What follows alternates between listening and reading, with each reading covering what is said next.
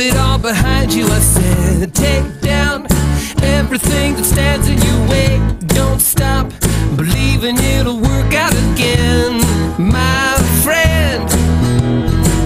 Stand out and be a part of everything good. Wake up, you're gonna be all that you should. Try out all the things you've always wanted to be.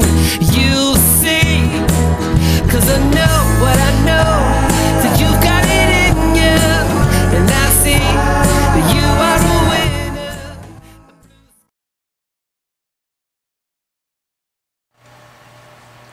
So the other day, under my deconversion video, I think this was my first one. I've made two. I had somebody, and I don't remember exactly their name, they had kind of a bizarre, I try to worship him as much as I can every day kind of name. I mean, it's like, really? That's your name, huh? Okie dokie.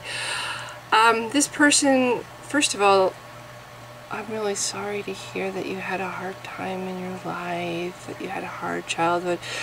They start out that way. They start out, oh, I'm just so sorry for you. I feel so sorry for you.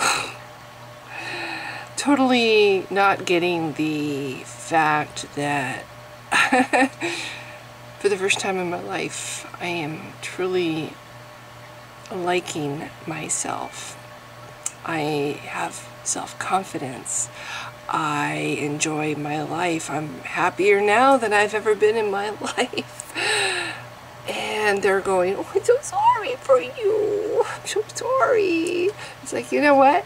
That was a long time ago when I had that. And part of the reason that I had trouble growing up was I clung to the victim role that I was in. It's like, you know, first you are the victim, and then you get conditioned to think that's normal, and then you kind of go on pursuing what is familiar to you in your life. Well, having somebody treat you like shit is familiar, and so you gravitate to that, and you might even subconsciously draw that to yourself because it's familiar. It's what you were raised to think of as normal. People don't like anything that's outside of the normal. It's probably why I gravitated to Christianity, is because it was part of that whole self-abuse thing that I had going on, that I did to myself because I was to the point where I was expecting abuse. It was normal. And if I wasn't going to get it from my mother or my brother, I was going to make it for myself. Christianity is a real good way to self-abuse yourself. Self-abuse yourself. There's a good series of words. So this person starts out seemingly really just like, you know, I'm just such a nice person. And then they start, well, you know, I know hell is real because I had a near-death experience and I went there. Well, it's nice that you survived a bad thing. This is me thinking, this is kind of how I wrote back. It's nice that you survived a bad thing. I'm really sorry to hear that your brain was deprived of oxygen for long enough that you had these hallucinations. And you know, I hear now that they can actually reproduce that chemically in a lab. Doesn't even take death or near death to have that kind of experience now. And they're writing back, well, the typical things, you know, I don't even read these notes anymore. It's like the first sentence is talking about Satan like he's a real person, like it's not a fictional character. There's really this guy walking around and creating havoc. Yeah, and guess who made him? God did. Made him deliberately, on purpose, knowing ahead of time that he's going to do all these bad things to the world, and making him anyway because it's part of God's divine plan. Satan is his little lackey. He does God's bidding. He serves a role in the story. He's the scapegoat. He's the one that God blames. I'm sorry, you can't blame me. That was Satan. But this guy's, I don't know if it was a woman or a man. You can't tell. At one point, this person wrote me, "You know what God I believe. Just look at my avatar." Well, what was the avatar a picture of? The sunrise. Well, gee, that narrows it down.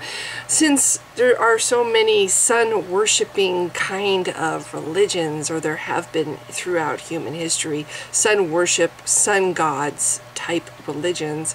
Ooh, your avatar's a sunrise. That tells me a lot. That could also be Jehovah's Witness. It could be Mormonism. It could be a lot of different things. I can see Hindu people who believe in Hindu might use a sun, or the Moonies might use a sun. You don't have a monopoly on the sun as a Christian, okay?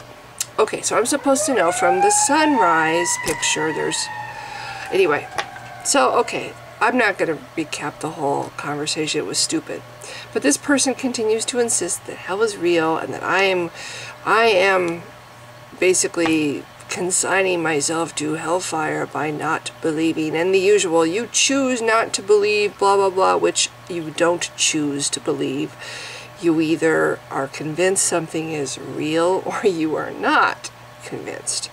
And if Christianity doesn't have any facts or evidence supporting it, which it doesn't, it makes it very hard for some people to believe, because some people, if God really existed and if he really made us, some people were actually made hardwired to need more than just hearsay to believe something. They need facts or evidence, and there isn't any. So I don't believe. It's not because I'm choosing not to believe. I don't believe. I don't need to choose to not believe in unicorns. I just don't believe in unicorns, because there's nothing that shows anywhere that unicorns exist. So why is it any different for God, your God? I have to be more specific. There have been hundreds of them, if not thousands of them, in human history. And what a coincidence that all those other gods were not real, but yours is. I'm sorry. I used to believe all this stuff, and I look back now and I can't believe. And that's another thing this person throws out, something about denying myself the truth. Do you know how arrogant it is to just throw that out there like, my way is the truth, my beliefs are the truth? Really? You put yourself above all the other beliefs that have been or are currently as superior. My beliefs are superior to everything else. My beliefs are true. Because the book says so. Yeah, a book that has no or next to no actual history in it, and has forgeries and mistakes and contradictions, and you can actually go back and read and research how this thing was put together. And coincidentally, a lot of those stories are from older pagan religions, are not original, nor is anything Jesus taught original. It's all recycled wisdom and whatever's from earlier faiths. You would think the Son of God would come to the earth and have something wonderful and new to contribute, but he doesn't. He just parrots all the wisdoms that were said before and doesn't seem to know anything. He doesn't correct the mistakes in the Bible. He doesn't say that slavery is wrong. He doesn't say that bats are not really birds, or that rabbits don't really chew their cuds. Anyway, where was I going with this? Oh, yes, this person really went to hell and really saw a demon. And this is what they said to me, something like, your tune would change if you got a Ouija board and you summoned a demon. Okay, so that got me thinking about Ouija boards and creatures that go bump in the night. Okay, so you summon a demon into your house through the Ouija board. Is it a demon? We just assume that all these little creatures that Christianity has invented, angels, demons, heaven and hell, those places, God and Satan, they're cherubs. I don't know if cherubs are really in the Bible, but we just assume these are characters in a fiction book. So, okay, some nasty, badass killing machine comes through my Ouija board. Do you think he thinks he's a demon? Maybe he'll call himself a demon because he knows that he has to come down to our stupid little level to make us understand that he's a badass. I'm a demon. Oh, look, now you're afraid. How do you know he's the Christian notion of a demon? How do you know that maybe he just gets really grumpy when stupid people wake him up. and pull him from his dimension into our dimension. Maybe he gets really pissy. Maybe he's just some guy in his living room in his dimension, and they just all look like that. And he was having a perfectly good nap, or maybe he was in the middle of dinner, and you drag him into your dimension. He's going to be a little pissed off. And he might even call himself a demon, because maybe in that dimension they know about the stupid people in this dimension that are trying to... The point is, summoning some kind of entity through a Ouija board or whatever doesn't prove that the Christian inventions, demons, angels, God, Satan, Jesus, actually exist. It could be something else completely. An afterlife could actually exist and not be like Christianity has painted it. An afterlife could be more like what you see in the movie, What Dreams May Come, where it's just a continuation of your life into some other dimension. It might not even there might not even be gods in the afterlife. There might not even be Satan characters in the afterlife, or demons or angels. It might just be a place where we continue. Or if you read the book Jonathan Livingston Seagull, it might be a higher plane. Why do Christians assume that everything, why do they put everything that's into their little box, their little realm, their little it all has to fit in here. They put little labels on everything. This glowing thing over here in this picture, that's an angel. Yeah, that's an angel, this glowing thing here. How do you know? How do you know that's an angel? Maybe it too comes from a different dimension. Maybe it's a different dimension than the demon came from. Maybe they're at war with each other, but it has nothing to do with Christianity. Maybe it has to do with the fact that they're from two warring dimensions and they hate each other because, I don't know, maybe the guys over here that Christians will call demons are just, they're jealous. Or maybe they don't like the bright light and they get pissed off. Maybe they just get pissed off all the time just because that's the way they are. Why do you immediately assume that your little book and your little cult's inventions apply to things that we don't understand? Oh, look, there's a funny cloud. It might be God. He might be coming with his angels now to take us home. Or not. Maybe it's a UFO. Maybe it's a bit of bad weather. Maybe we're about to have a really bad storm. It's just the world, according to Christianity, it's like everything is seen through their little filter and put into the little terms that they understand. Oh, I died and I saw hell. How do you know it was hell? How do you know it wasn't a dream? First of all, how do you know it wasn't a hallucination caused by the fact that your brain was starving and for oxygen? It actually does have that happen. That's a proven fact. How do you know it wasn't any of those things? How do you know for sure you were in some actual place? You were actually transported out of your body and you were in some other place. And no, it wasn't a dream. How dare you say it was a dream? I was really there. Okay. Did Satan come up and say, hey, dude, I'm Satan. I got you right here on my list of guests that are new to hell.